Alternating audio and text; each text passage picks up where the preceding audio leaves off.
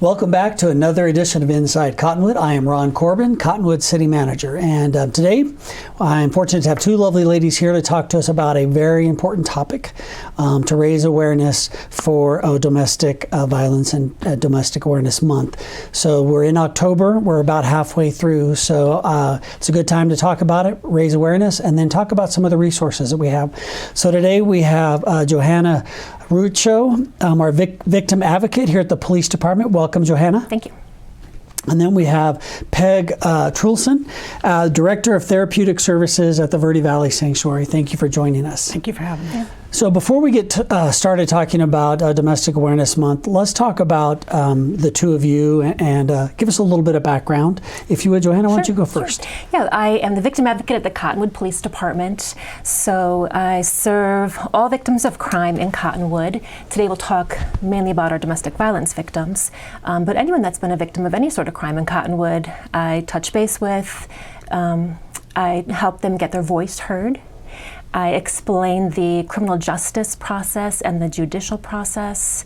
And for our misdemeanor cases, I assist with court advocacy, which means I help people in the courtroom explain what's going to happen, talk about plea agreements, sentencing, and just stand with the victim on all those issues. And also a big part of my job is to give referrals. So when people need help, I can hopefully get them to the place they need to get to, whether it's the sanctuary with Peg and her associates or whatever they need. That's basically my job at the police department. So I've been here going on 3 years very soon, and yes, we've been working together. Johanna, how long have you been here?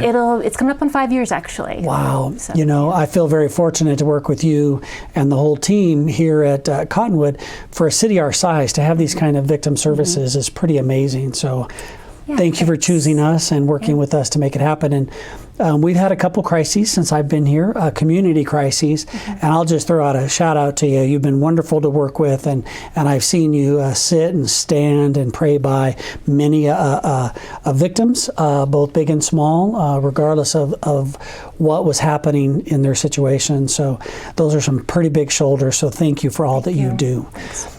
So, Peg, if we can take a minute, why don't you talk about yourself and your organization and what you guys provide to the community? Sure. I'm with Verde Valley Sanctuary, and we are the domestic violence sexual assault organization in this area that serves. We have a variety of offices, but we have a 28-bed shelter, and we have legal services to assist people with the civil legal processes, and we do community education in the schools through our YES program, and we also do outreach for people who don't need shelter but may need a support group or just somebody to talk through their issues.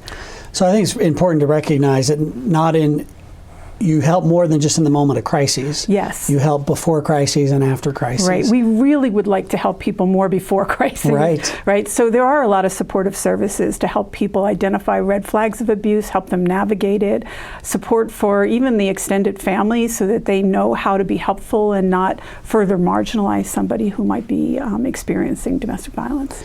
And Peg, how long have you been with the Sanctuary? I've been with the Sanctuary 4 years. I've been doing this work for 40. I was just going to cover that up, or about that, working with different marginalized populations that are experiencing violence or abuse, and specifically domestic violence, for over 30 years. Well, I have a special place in my heart for people like you, you ladies who have the strength and the mental fortitude to be in this type of work for this long and going on. It is draining and trying services, so thank you both for what you do for our community very, very much. So this is Domestic Awareness Month. Johanna, what is that, and why do we recognize this? So October is Domestic Violence Awareness Month, and we recognize this particular crime during the month of October just to get the word out. We want to talk to the people in our community, let them know that there are services for them, that we're there for them. And domestic violence is more than just one family's problem. Right. A lot of people want to keep domestic violence quiet. They don't want to talk about it. Or you may think it doesn't apply to me because my relationship is fine, but domestic violence is a community issue because it affects so many parts of our community. It affects Cottonwood. It affects mental health of individuals. It really affects children. Kids that witness domestic violence have a lot of struggles. They have a hard time trusting adults. They struggle in school. They just struggle in general. Domestic violence affects our workforce. People miss work because of their situations. People are utilizing health care because they're getting hurt. They need mental health services. So it's really a community issue, and we want to make sure that we get the word out in Cottonwood that we have services. The police department is here to help and assist, and people like Peg at the sanctuary are here for our victims.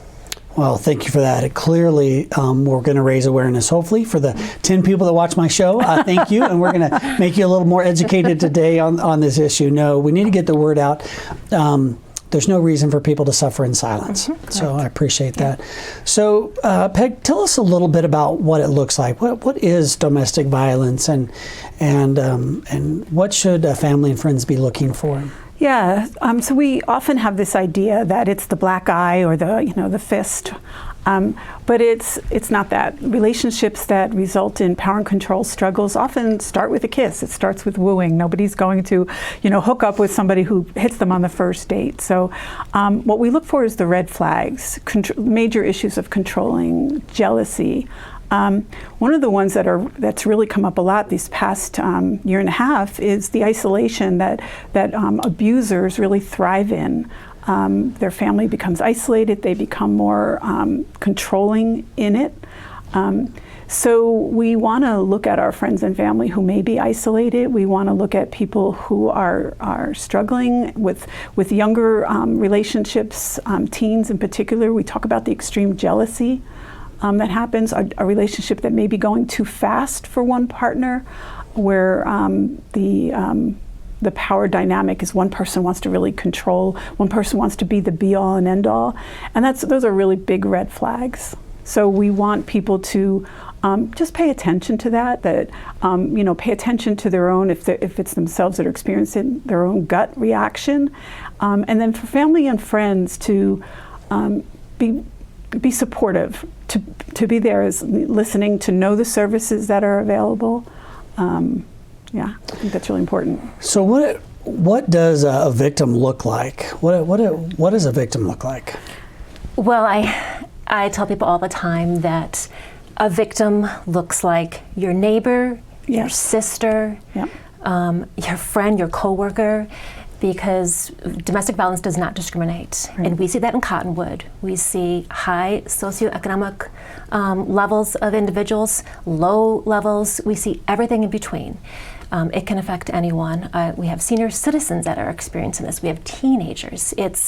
When you dive into it, it's pretty unbelievable that this is prevalent in our society. It just is.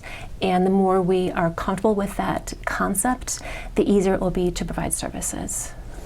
Peg, anything you want to add about what the victim looks like? I just want to echo that. Yale to jail is what we say. So I've worked with victims who were doctors. I've worked with lawyers, and then of course folks that have many multiple barriers to accessing services. So it's Yale to jail. Wow. Yeah.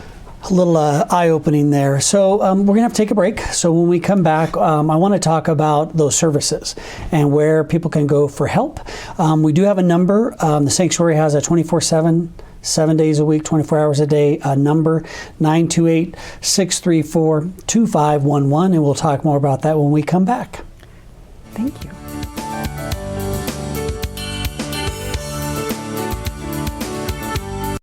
There are people who struggle with addiction and homelessness. Sometimes it may feel like there is nothing we can do to help. But there is. You can make a tax-deductible donation and help those in need transition away from homelessness. When you give someone a handout, you could actually be supporting an addiction.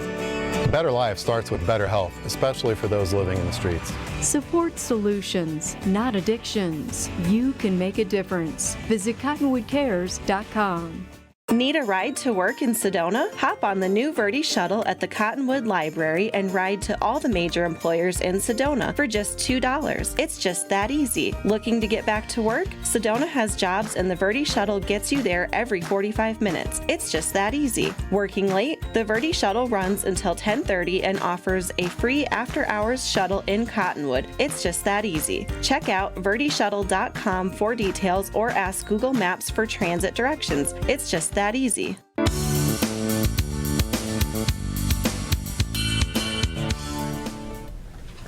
Welcome back to another edition of Inside Cottonwood. I'm Ron Corbin, Cottonwood City Manager, and today we're talking about Domestic Awareness Month, October.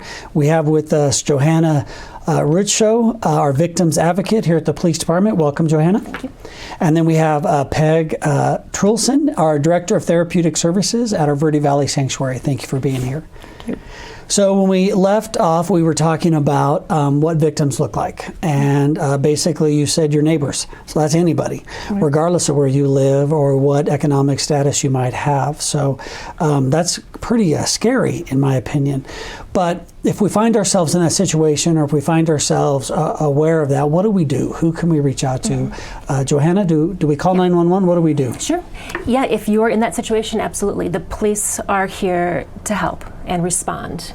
One of the great things about our response to domestic violence on a police department level is that, first of all, our officers are very well trained. They do a great job on scene with the victim and with the suspect. They know what they're doing. I have complete confidence in them, and anyone out there in Cottonwood that needs to call the police should not hesitate to do so. I've had many victims tell me that they had a great interaction with their officer. Some people are often embarrassed, they're ashamed. Sure. And the officer, they tell me the officer does not make them feel embarrassed or ashamed about what they're telling them. So that's a great thing for me to hear as an advocate. Another thing we do at the police department is that on any domestic violence criminal situation, the officers administer to the victim what's called the appraise. It's a domestic violence risk assessment. It's a series of 17 questions that on scene the officer asks the victim. It was developed by the Family Violence Unit out of NAU, Northern Arizona University. It's been moved to ASU, developed by Dr. Neil Websdale, and actually Yavapai County was the first county in Arizona to use this. This county vetted this program, and now it's gone nationwide. So that is used with victims. It's twofold. First, it helps the victim assess their situation. The questions, there's a variety of questions. Has the frequency of the violence increased? Has he or she, has he struck you while you're pregnant? A series of questions of that nature. And based on the yes and no responses, the victim is kind of slotted into a high-risk category or just a risky category. This enables victims to get a feel for what their situation really is, because, and I'm sure Peg will agree, most victims don't understand the seriousness or the gravity of their situation. Right. And it then connects victims to services right away. Another part of this risk assessment is that our judge sees this at the initial appearance. So when that individual gets booked into jail, he sees the judge within 24 hours. Well, when the judge decides when and if to release that defendant, he or she will look at the risk assessment, and when we have a lot of yeses, so this is a high-risk situation, our judge, Judge Kelly here in Cottonwood for our misdemeanor cases, she's been putting bonds on these individuals and keeping that individual away from the victim for some time so that victim can start accessing services by the sanctuary or getting what they need. So using this risk assessment has just been a great tool for our officers to use with our victims. It's been great for Cottonwood. That's impressive. I, again, been here a few years, and the stuff I hear about our police department and about our city, about leading the charge on some of these neat programs is just pretty amazing. Well, shout out to our police department and Judge Kelly and you for helping. So again, talking about services, so that's if you call 911. Of course, you have the 24/7 number, 928-634-2511 for the Verde Valley Sanctuary. What kind of services do you offer? So we have our shelter. It's a 28-bed shelter, and we also respond when the police call us. So sometimes our shelter is full and we will make other arrangements with a high-risk situation. So we work very collaboratively there. We have, our services are confidential, I should stress that. So we work very, very closely together, but there are some folks who will access services knowing that I don't tell the police things, right? So that's really, really important. It's foundation for that trust, and it helps people just get, grounded in a community of safety. So we have our shelter. We have support groups within shelter. We help people with navigating the court system with protective orders. We have dedicated legal advocates. We have an outreach office for people who don't need shelter, but who need maybe ongoing support in navigating this. And I think it's so critical, because that's where sometimes people are just recognizing the escalation within a relationship. And then we have our youth empowerment services that go into the school and do a curriculum around identifying red flags and safe relationships and navigating those things. So it's comprehensive services. So that youth program, we talked about that before the show started, and I'm just amazed again that we have those kind of services inside of Cottonwood. And a little bit about that program, if you would, is it to teach them to recognize, to stay out of those relationships? Is it to help people deal with some of their emotions as they develop relationships for the first time? These kids are coming up. I think you said it was 8th grade and higher. Middle school and up. Yeah. So it's all of that. So there's red flags, and then often what happens when there's a presentation in the school is a child will come up afterwards and talk to one of the advocates, and then we do all of our services when it's about the individual are very individualized. So we meet people where they're at. Right. So we may get a teen that's talking to us and doesn't feel safe talking to maybe their parent. So we help them identify other safe people in the community, whether it's a member of their church, counseling services. So we do a lot of resource and referrals as well. It truly takes a village to raise a kid, and it just beyond excites me to hear about you guys going into the school. Not everybody has a church or a pastor. Not everybody has a relative nearby, and so just one more resources for our family and friends to reach out to. So is there any cost to your services? No, our services are all free. We receive state and federal funding, but also the generosity of our community, and that's really, really important. We don't want finances to be a barrier to people seeking safety. And then is this for males and females, young adults, old adults? Yep, we work with all age groups. We work with adults primarily, but adults with children can access our services. And even though it's still statistically 95% male perpetrating females, we do serve men, and we have on a number of occasions, even within our shelter. Okay. Well, thank you for that. When we come back, we're going to take a quick break. When we come back, I want to talk about other services in the communities that you guys might be aware of, just to provide options out there for the folks watching. And then I do want to spend a few minutes talking about Johanna and your job and what services outside of domestic violence you offer to our community, because as I said, I've been here for a little bit and I've seen you do some magic helping some of our folks. So we'll take a quick break, and then we'll be back to talk about additional services in our community.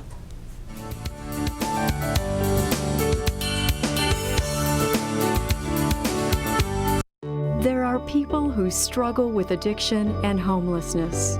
Sometimes it may feel like there is nothing we can do to help. But there is. You can make a tax-deductible donation and help those in need transition away from homelessness. When you give someone a handout, you could actually be supporting an addiction. A better life starts with better health, especially for those living in the streets. Support solutions, not addictions. You can make a difference. Visit cottonwoodcares.com.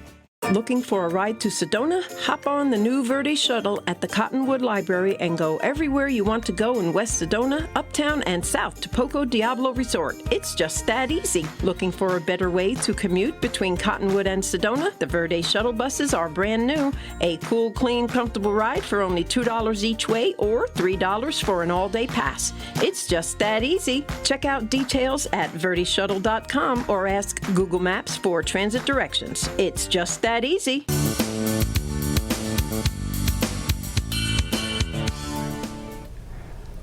Welcome back. I'm Ron Corbin, Cottonwood City Manager, and we have another edition of Inside Cottonwood.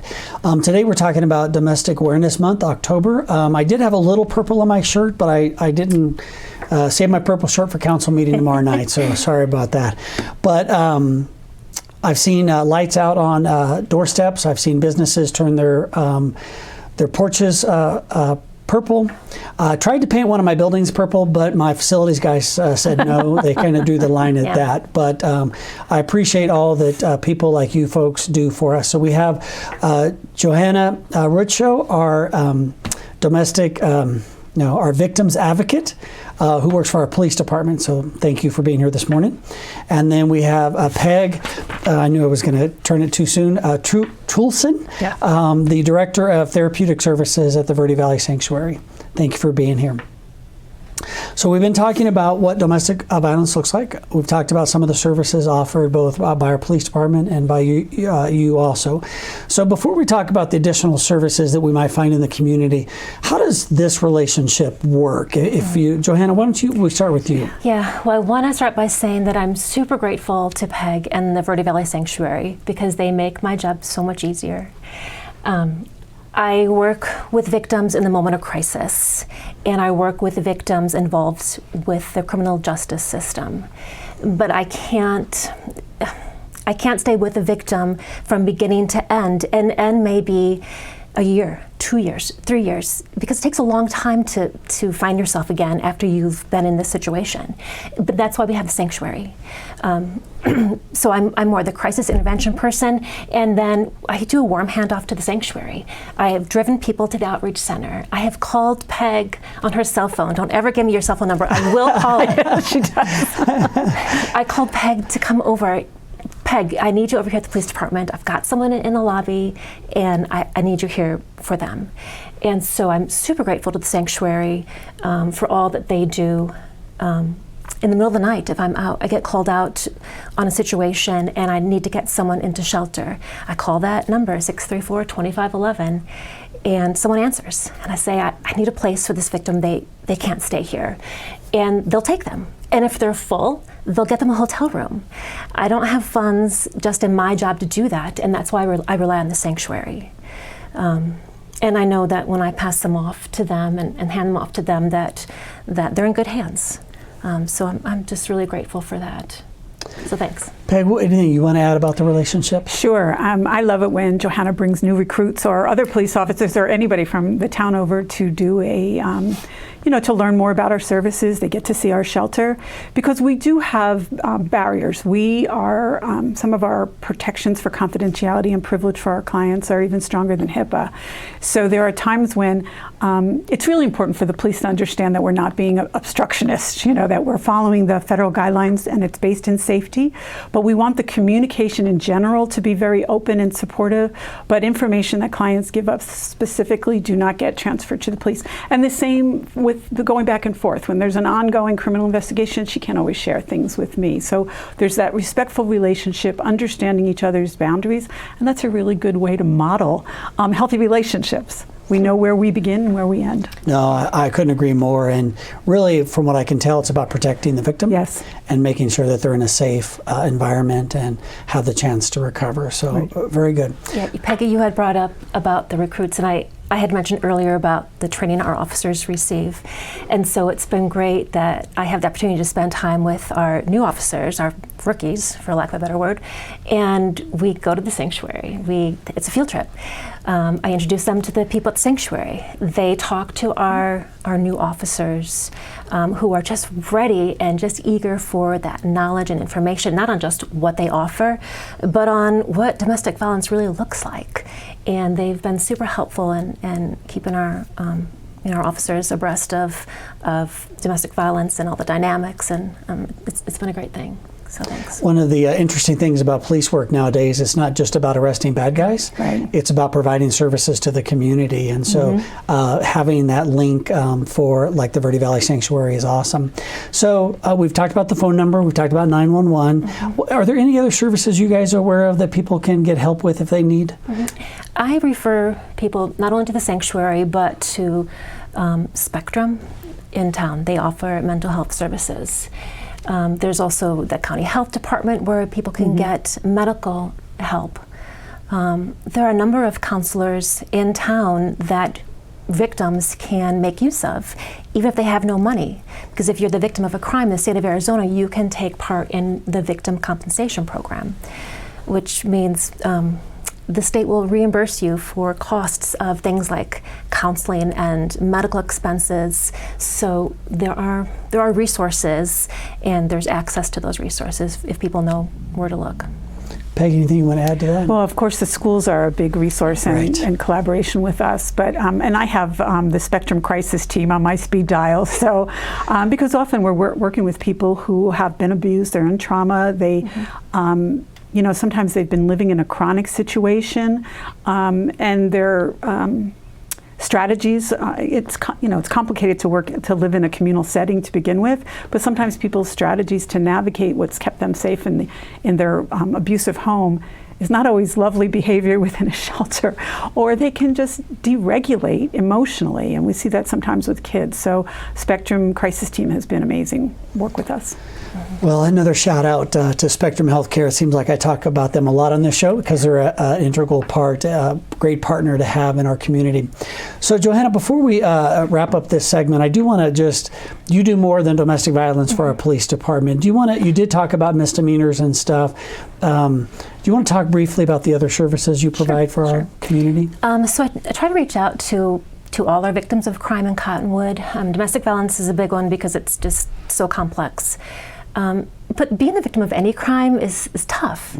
Even if you're at home asleep in your bed one night and someone breaks into your patio and takes something, it may seem like a small thing, but if it's you, it's a huge thing.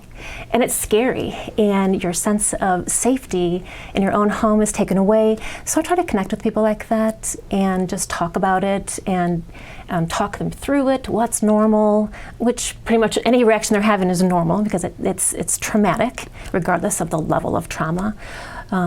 So I reach out to victims like that. Also, with the Cottonwood Municipal Court, I work with our prosecutor. We have a new prosecutor. His name's Andy Jolly. He's doing a great job. Work with him on our victim cases to make sure the victims' wishes are heard by the prosecution. I go with victims if they want to be present at court. If they don't want to come to court, I'll go on their behalf, or one of my volunteers will be there on their behalf. They'll listen to what happens, report back to the victim. Some victims like to do a victim impact statement, which means that's their chance to tell the court and the defendant how this crime impacted them. So I help them put that together. They can speak that in court. I have read those on behalf of a victim. So we try to provide services to victims that are in that court situation. In terms of felony cases, I work closely with the county attorney's office. They have advocates at the felony level, but I shuttle them to those advocates. So I've been in Judge Kelly's courtroom, who's our municipal judge, and she listens. She listens to those statements, and she cares what the victim has to say, and it's appreciated. And haven't got to work with Andy, our new prosecutor, yet, but I'm looking forward to that. But it's also nice that I hear balance, that we are making sure that we're enforcing the crimes, holding people accountable, and making sure the victims are heard. So thank you for those services that you provide to the community. And Peg, the same to you. Thank you and the Sanctuary for all that you do. It's not what I imagined when I came to a small community. I came from a little bit bigger where we did have some of these services, but I'm just impressed once again with Cottonwood and all that we have to offer for our community. So thank you both for being here. And this is another edition of Inside Cottonwood. Ron Corbin, Cottonwood City Manager.